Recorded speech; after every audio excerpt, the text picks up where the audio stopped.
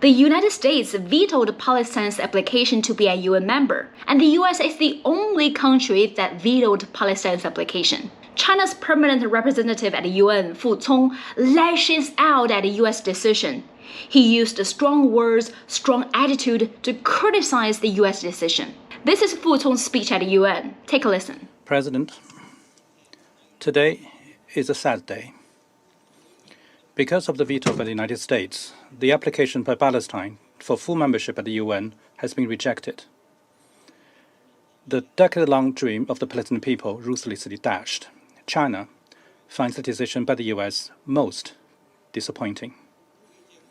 An independent state of Palestine has been a long-cherished intergenerational dream of the Palestinian people. Its full membership at the UN is a crucial step in that historical direction and process. As early as 2011, Palestine submitted an application. Because of some countries' opposition, the Council's action at that time was put on hold. 13 years are long enough. And yet, we still hear some complaints asserting that there isn't enough time and there is no need to rush into actions. These claims are disingenuous. The admission of Palestine as a full member of the UN is more urgent now than ever before. The relevant countries premised its inability to support Palestine in UN's membership is on the grounds that the state of Palestine does not have the capacity to govern. We do not agree with this assessment. Over the past 13 years, the situation in Palestine has changed in many ways, the most fundamental of which has been the expansion of settlements in the West Bank. Palestine's viable space as a state has been steadily squeezed. The foundation of the two-state solution has been continuously eroded. The relevant countries have ignored this and adopted an attitude of acquiescence or even connivance. And now they turn around at this time and question Palestine's capacity to govern. This is gangster logic that confuses right and wrong. What is even more unacceptable is some countries challenging Palestine's eligibility for membership of the UN under the UN Charter, implying that it still remains a question whether Palestine is peace-loving. Such an allegation is outrageous and a step too far. For the Palestinian people who are suffering under occupation, this is tantamount to rubbing salt in their wounds and extremely insulting. If it is out of political calculation to oppose Palestine's full membership at the UN, it would be better to simply say so, instead of making excuses to re-victimize the Palestinian people.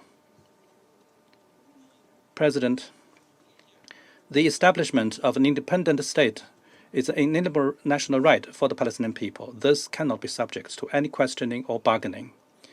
The relevant countries make direct negotiations between Palestine and Israel a prerequisite, claiming that Palestine's membership at the UN can only be the result of negotiations. This is putting the cart before the horse. There is clear clarity of Israel's rejection of the two-state solution. Against this backdrop, the admission of the State of Palestine at the UN as a full member would allow Palestine to enjoy equal status with Israel, and would help to create conditions for the resumption of negotiations between the two sides. All countries that genuinely support the two-state solution should not stand in the way of Palestine's full membership at the UN. President, the wheel of history is rolling forward. The trend of the time is irresistible.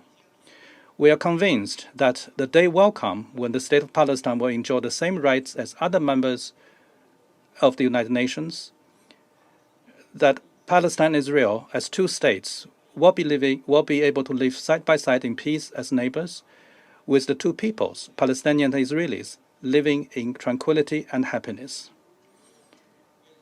China will continue to make unremitting efforts and play a constructive role for the early realization of that day. And thank you, President. Bravo! What a good speech. Finally, someone called the US out. Meanwhile, Palestine's ambassador at the UN also gave a very heartbreaking speech. Please watch. I salute you in the name of the Palestinian people and their leadership.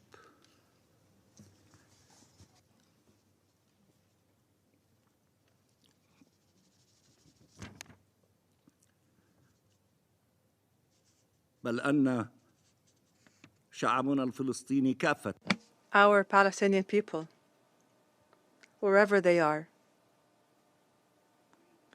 want life. They cling onto life, just like the other peoples on this planet. The Palestinians are a people who aspire to freedom, to a dignified life, to a peaceful existence.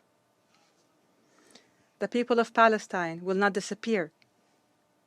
The people of Palestine will not be buried. The Palestinian people have never been unnecessary. You either do us justice or you do it justice. We love life, to live in freedom and dignity in our national homeland. We will not disappear.